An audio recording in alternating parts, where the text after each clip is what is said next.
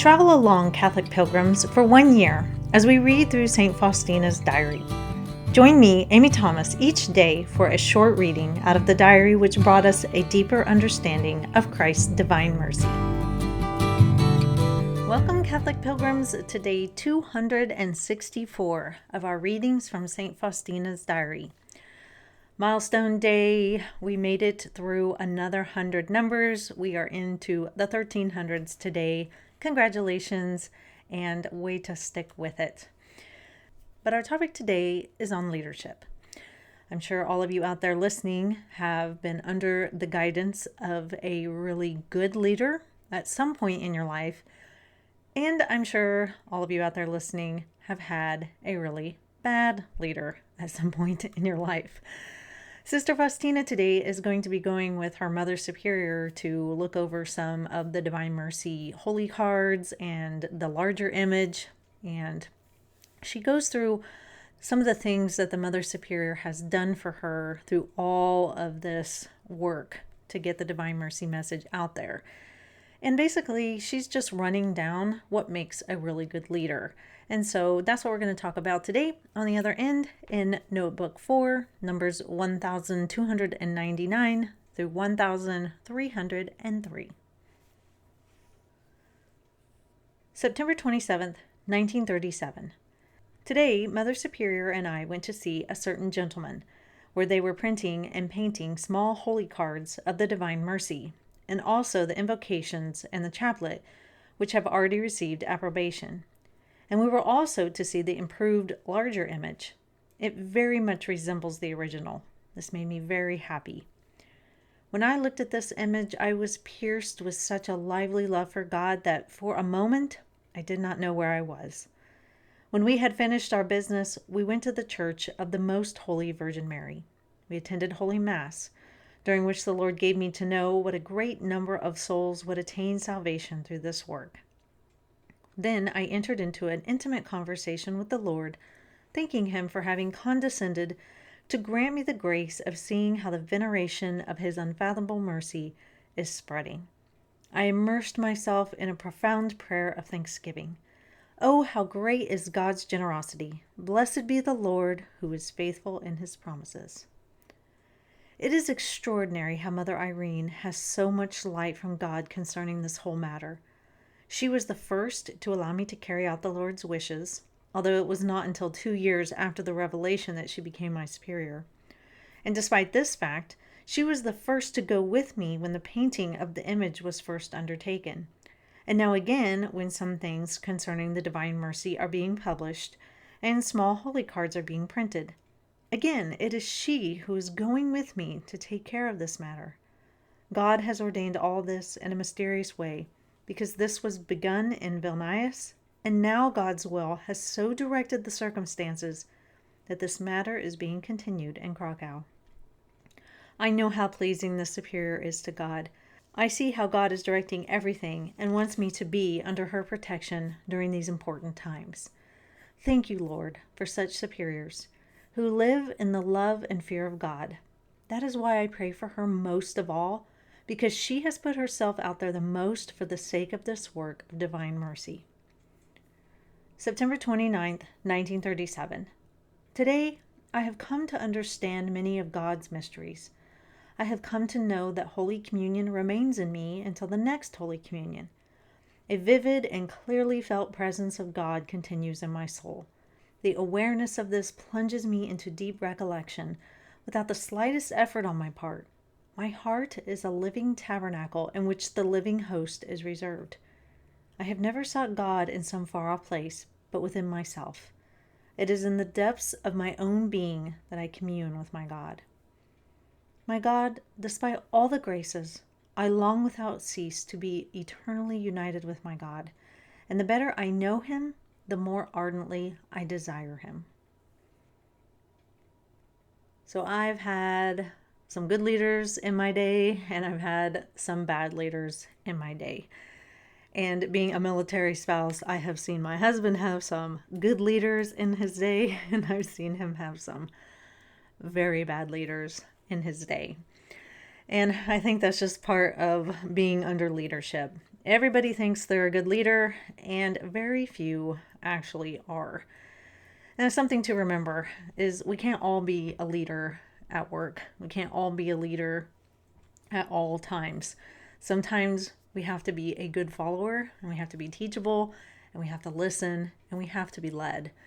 So it seems in our culture that everybody is told that they are a great leader. No, not everybody is a great leader. Some people were born to be good leaders, and you know it when you see it. But I wanted to talk today about what makes a great leader, because Sister Faustina is talking about her superior, Mother Irene.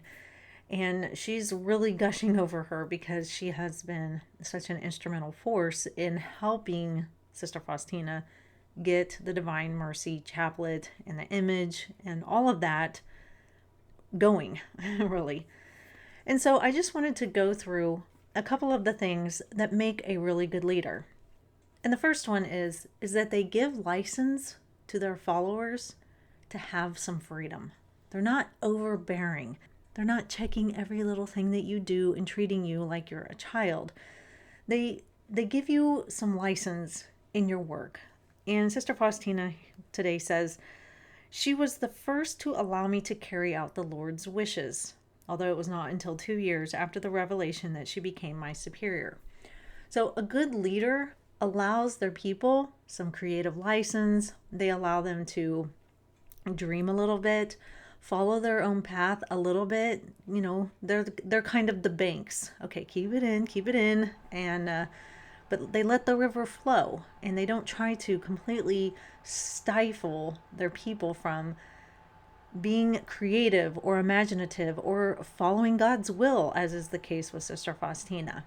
We see that Mother Superior listened to her, saw that this was the will of God, and let her roll, let her go with it.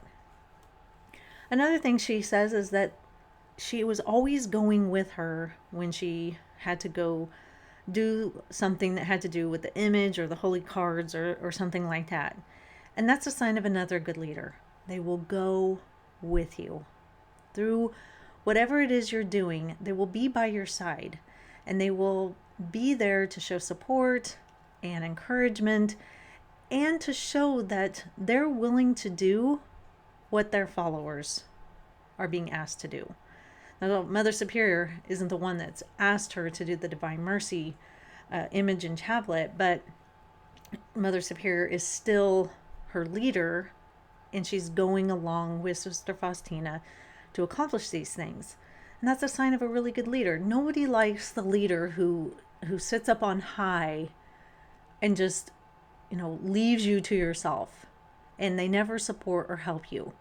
The egotistical maniac who only wants people to fall at his feet and serve him constantly day and night. That's not a good leader. A good leader goes along with. That's why Christ is so wonderful. He's always with us, guiding, protecting, advising, holding us up when we're down. That's why he's such a great king, because he's not just untouchable. And, leaders that are untouchable, we just have a hard time ever connecting with. So that's what she says here. She says that, again, it was she who was going with me to take care of this matter. You can tell that was really important to Sister Faustina. The next thing is that they defend and they stick their neck out for you. They protect you. If they feel like you're being attacked by some outside force, some enemy, or somebody who's trying to pull you down, a good leader sticks their neck out for you and fights for you and believes in you. And that's what we see here. Sister Faustina thanks God that she was under her protection during these important times.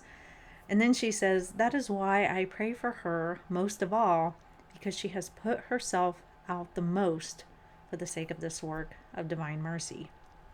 And that impresses Sister Faustina, because it's Sister Faustina's task. This is what God has asked Sister Faustina to do. Now he's given her helps, and Mother Superior, Irene, is putting herself out there for Sister Faustina. She is a part of the team, and she wants her to know that she's got her back. And that is a huge sign of a good leader. But then the two most important ones are kind of tucked in to her talk about Mother Superior. She says, "Thank you, Lord, for such superiors who live in the love and fear of God." A good leader is going to love God. It doesn't necessarily have to be somebody who's in a religious vocation. If you are just a leader of a business, of a military unit, even of your household, you will not be a good, effective leader if you do not have a heart for God, if you do not love God, because God is the example, and He will show you the way to be a good leader and to serve your people.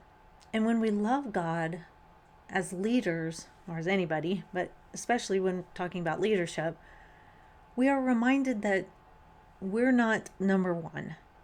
There is somebody above us. We're not the end all be all. And we serve a great and good God as leaders. And so that helps us to remember, that we need to be humble ourselves when we are in a leadership position. And then fear of God. And for me, what this means is being a moral human being, because you fear what happens when you don't follow God's will. A good leader is an ethical person, a moral person. They don't ask their employees or those under their leadership to do something that is wrong.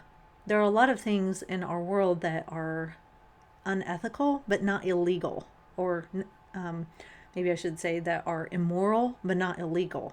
And so a good leader would never ask their people to do something immoral, because for one, they have that healthy fear of God, and for two, because they love God, and because they love God, they want to do what's right. So I know I have had, like I said in the beginning, good leaders. I've had some really good leaders in my life in different capacities. One of the best leaders that I have is my husband. He leads our family very, very well, and he does all these things. He doesn't lord things over me. He's not overbearing. He gives me license to have a lot of freedom with, my creativity and just who I am as a person. He goes along with me with everything I choose to do. He defends me. He sticks his neck out there for me. He loves God, and he has a good fear of the Lord. And so for all those reasons, he is a great leader for our family, but also in the military capacity as well. And so that was just my chance to brag on my hubby. So that is all for today, Catholic Pilgrims. I will see you back here for day 265. And that means we are 100 days away from the end of our diary, which is a little sad, but we've still got a ways to go. So I will see you back here. And until then, live the faith boldly and travel well.